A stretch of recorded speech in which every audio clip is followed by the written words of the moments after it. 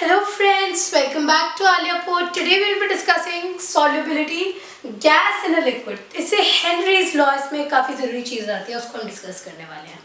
देखिए, इससे पिछले ट्यूटोरियल में हमने बात की थी सॉल्युबिलिटी की ही, लेकिन अगर हम एक लिक्विड में सॉलिड को डिसॉल्व करें, अब हम देखने वाले कि अगर उस लिक्विड में गैस को डिसॉल्व करें तो वो कैसे रिलेट करता है. राइट, सो मान लो दिस इज द लिक्विड, ठीक है, ये मेरा लिक्विड है और ऊपर इसके गैस है और ये एक पिस्टन है जिससे मैं जब नीचे प्रेस डाउन करूंगी तो प्रेशर जो है वो बढ़ेगा इसके अंदर. राइट, और यहाँ गैस के पार्टिकल्स ये मेरे ये थोड़े से यहाँ अंदर पार्टिकल्स डिसॉल्व भी हैं. देखिए, सॉल्युबिलिटी हमने देखा था तीन चीज़ों से इम्पैक्ट होती है: nature of solute and solvent, pressure और टेम्परेचर. सोल्यूट एंड सॉल्वेंट की हम फिलहाल इसमें क्या ही बात करें, कुछ गैसेस ज़्यादा सॉल्युबल होती हैं वाटर में, जैसे अमोनिया, HCl, कुछ कम होती हैं जैसे nitrogen, oxygen, helium etcetera. Right, temperature की अगर हम बात करते हैं, सो देखिए, आपको अगर याद हो हमने कहा था कि एक सॉलिड का जब लिक्विड में डिसॉल्व होता है तो ज़रूरी नहीं है कि एंडोथर्मिक होगा या एक्सोथर्मिक होगा, लेकिन for a gas it is specified कि जब एक गैस लिक्विड में डिसॉल्व होती है it is an exothermic process. Exothermic मतलब डेल्टा H लेस देन 0 और एनर्जी या हीट रिलीज होती है. मतलब जैसे जैसे टेम्परेचर बढ़ेगा जो मेरी सॉल्युबिलिटी है वो कम होगी, because it is an exothermic process. एक एग्जैक्ट फॉर्मूला होता है, right, which goes something like ln C solubility S2 upon S1. S2 और S1 क्या है?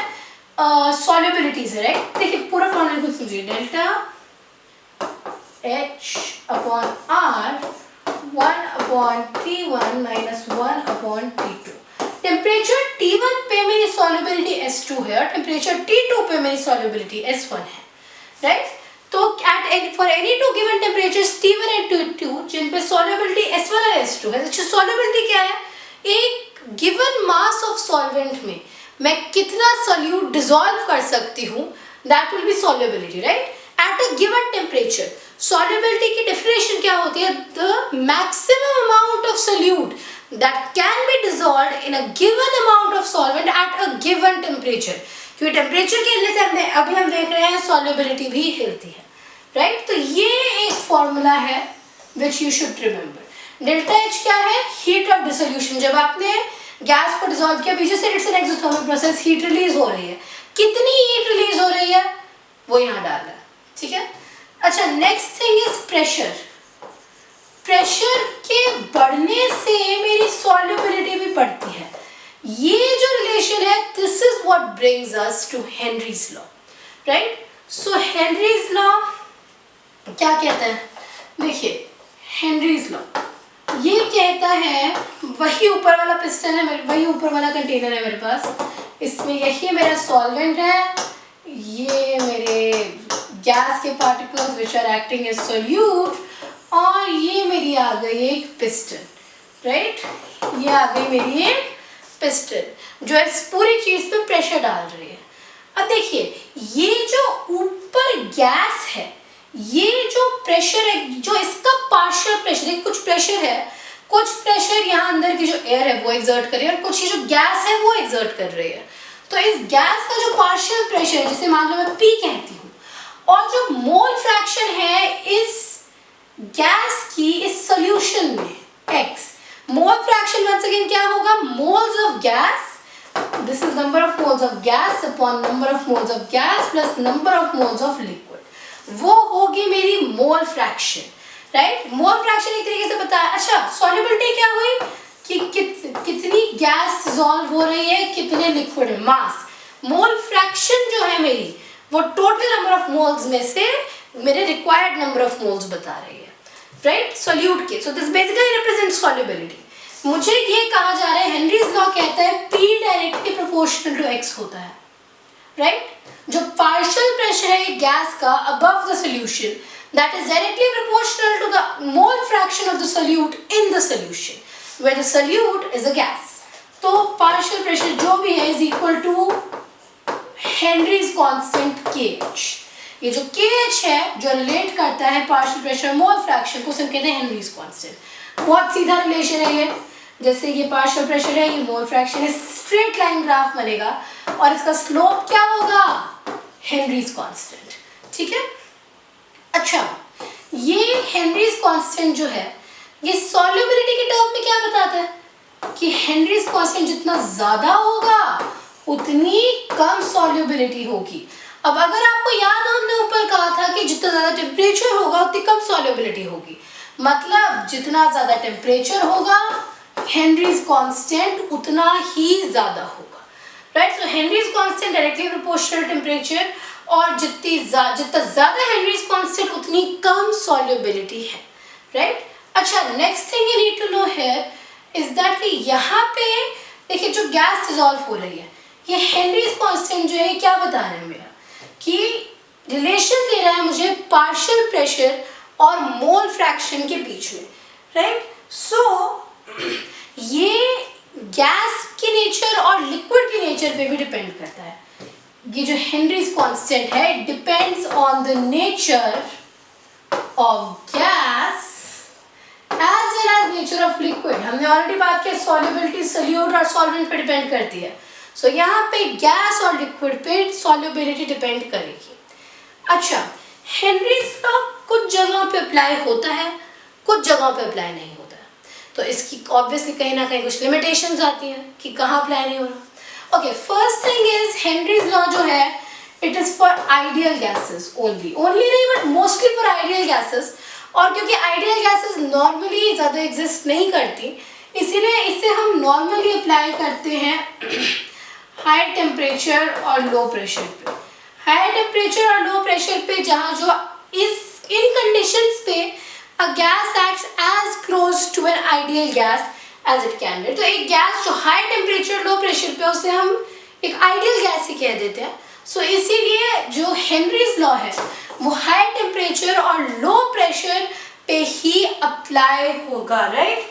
अच्छा, नेक्स्ट थिंग इज कि ये ज्यादा रिजल्ट तब देता है जब सॉल्युबिलिटी कम हो। सॉल्युबिलिटी कम हो तो हेनरीज लॉ बेटर काम करता है, मतलब अगर किसी गैस की सॉल्युबिलिटी ज्यादा है तो हेनरीज लॉ उतना इफेक्टिवली काम नहीं करेगा।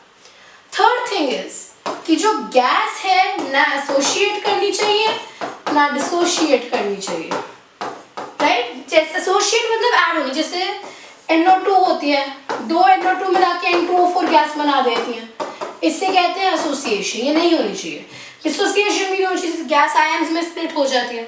ऐसा होगा जो Henry's law will not apply.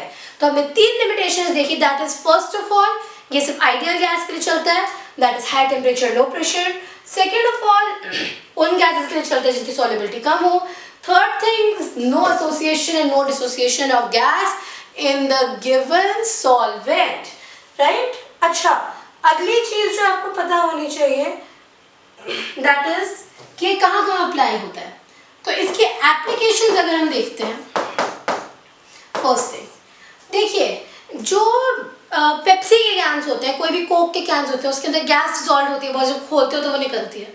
तो नॉर्मली गैस जो है वैसे उसकी इतनी सॉल्युबिलिटी नहीं है, कार्बन डाइऑक्साइड की वैसे सॉल्युबिलिटी बहुत कम होती है, लेकिन हम कोक की बॉटल्स को इतने हाई प्रेशर पे कर देते हैं कि जो कार्बन डाइऑक्साइड है वो डिसॉल्व हो जाती है, फिर उसे बंद कर देते हैं प्रेशर मेंटेन करने को, तभी तो जब शेक करते हैं तो फिर इतने प्रेशर से बाहर निकलती है कि प्रेशर डिफरेंस आ रहा है। तो जो कैंस होते हैं कार्बोनेटेड ड्रिंक्स के, कार्बोनेटेड ड्रिंक्स, इनके अंदर जो गैस डिसॉल्व करते हैं वो कैसे करते हैं, हेनरीज लॉ यूज करके कि अगर उस लिक्विड को हाई प्रेशर पर रख दोगे तो गैस की सॉल्युबिलिटी बढ़ेगी। सो कार्बोनेटेड ड्रिंक्स की पैकेजिंग में, मैन्युफैक्चर में भी जब कार्बन डाइऑक्साइड डिसॉल्व करनी है हेनरीज लॉ यूज होता है। Second thing is scuba divers. देखिए वैसे जो स्कूबा डाइवर्स हैं वो नॉर्मली जो एयर इनहेल करते हैं उसके अंदर बहुत सारी डिसॉल्व गैसेस होती हैं, राइट। अच्छा, ये जो डिसॉल्व गैसेस इनमें भी स्पेशली नाइट्रोजन होती है। जब अंडर वाटर हम नीचे हैं तो प्रेशर ज़्यादा है तो गैसेस ब्लड में डिसॉल्व हो जाती हैं, लेकिन जब ऊपर आते हैं प्रेशर कम हो गया, मतलब सॉल्युबिलिटी कम हो गई, राइट। सो अब जो गैसेस थी जो डिसॉल्व हो रही थी अब वो निकलना शुरू कर देंगी, तो उससे क्या होता है ब्लड में नाइट्रोजन बबल्स बन जाते हैं, जो फिर कैपिलरीज को ब्लॉक कर देते हैं, एयर सप्लाई रोक देते हैं। इस कंडीशन को कहते हैं बेंड्स। बेंड्स कंडीशन को देखिए ये डेडली भी होती है कई बार कंडीशन, तो इसको अवॉइड करने के लिए जो ऑक्सीजन टैंक्स होते हैं जो स्कूबा डाइवर्स लेके जाते हैं उनमें 11.7% हीलियम डाल देते हैं। हीलियम डालने से हीलियम की सॉल्युबिलिटी बहुत कम होती है सीरियसली। सो उससे क्या होता है, जो बबल्स बन रहे हैं वो नहीं बनेंगे, बेंड्स नहीं होगा बिल्कुल। सो स्कूबा डाइवर्स के टैंक्स पे हीलियम डाल देते हैं ताकि बेंड्स ना हो। वो हेनरीज लॉ से पता चला कि हमें ये करना चाहिए। थर्ड थिंग, जब हाइकिंग कर रहे होते हैं, हाई एल्टीट्यूड पे चढ़ रहे होते हैं, देखिए ऊपर जाते जाते प्रेशर जो है वो कम होता जाता है, मतलब जो ऑक्सीजन है उसकी ब्लड में सॉल्युबिलिटी, टिश्यू में सॉल्युबिलिटी कम हो जाती है।